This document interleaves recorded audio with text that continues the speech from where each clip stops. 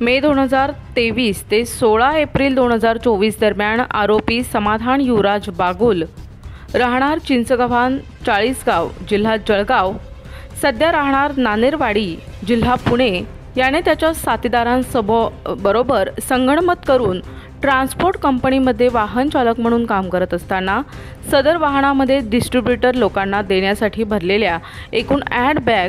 प्रत्येकी बॅगची किंमत 10,000 रुपये किंमत असलेला असा एकूण 80,000 रुपये किमतीचा डेटॉल कंपनीचे प्रोडक्ट त्यात हार्पिक डेटॉल साबण आणि इतर वस्तू असलेला माल वाहनातून चोरी करून परस्पर कुणास तरी देऊन मालाचा अपहार केला। सदरचा गुन्हा घडल्यापासून सदर आरोपी फरार होता। याबाबत महाळुंगे पोलीस ठाणे पिंपरी चिंचवड येथे गुन्हा दाखल करण्यात आलाय। दिनांक 28 मे 2024 ला गुंडाविरोधी पथकाचे अधिकारी आणि अंमलदार अंबड आणि सातपूर पोलीस स्टेशन हद्दीत टवाळखोर कारवाई करण्यासाठी पेट्रोलिंग करत असताना